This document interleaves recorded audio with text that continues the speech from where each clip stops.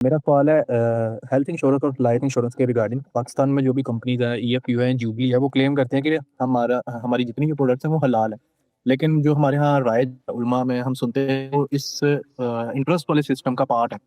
تو ایسے تو ہمارے بینکس میں بھی جتنا بھی ہم اپنے پیسے یا سیلریز لیتے ہیں وہ بھی سارا سودی نظام پارٹ بن جاتا ہے. تو کیا اس میں آپ کے ساتھ میں اس کا کوئی سولوشن ہے کیونکہ ضرورت اصل میں سمجھنا چاہیے چیزوں کو، ان کی حقیقت میں جا کے سمجھنا چاہیے. انشورنس حقیقت میں کیا ہے؟ دو طریقے ہوتے ہیں دنیا میں. ایک یہی ہے کہ آپ کوئی ادنا مماثلت تلاش کریں کسی چیز کی، نہ نوعیت معاملہ کو سمجھیں، نہ حقیقت واقعہ کو سمجھیں اور اس پر فتویٰ صادر کر دیں. اور دوسری چیز یہ ہوتی ہے کہ معاملے کے اندر اتریں اور دیکھیں کہ اس کے اپنے اندر کیا کوئی ایسی خرابی پائی جاتی ہے جو دین کا اصولی نظام ہے، دین کی اخلاقی ہدایت ہے، اس سے کہیں متصادم ہے. اچھا، کبھی کبھی تصادم کلی طور پہ ہوتا ہے، کبھی جزوی طور پہ ہوتا ہے، کبھی اطلاق میں ہوتا ہے. اس لحاظ سے پھر آپ کے ہاں ابا بھی پیدا ہونا چاہیے، کسی چیز سے احتراز یا دوری بھی پیدا ہونی چاہیے. تو انشورنس کا جو معاملہ ہے یہ اپنی ذات میں کوئی خلاف اسلام نہیں، بلکہ اسلام کا جو تصور احسان ہے اس کے مطابق ہے.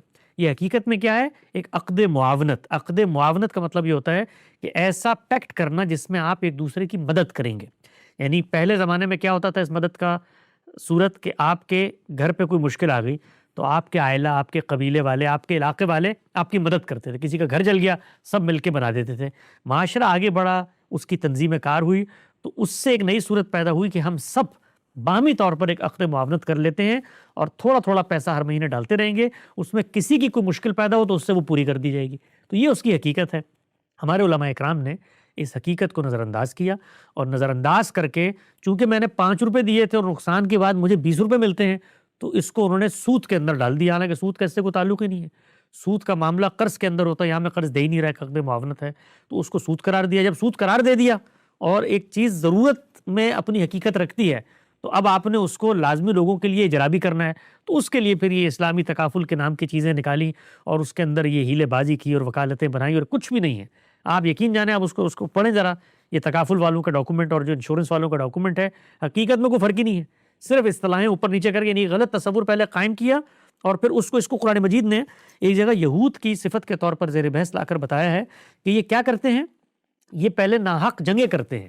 یعنی اللہ نے منع کیا تھا لیکن خود سے شریعت بنا کر ناحق ایک کام کرتے ہیں. پھر جب پکڑ کے لے آتے ہیں غلام تو پھر کہتے ہیں دین کی اس بارے میں کیا رائے ہے.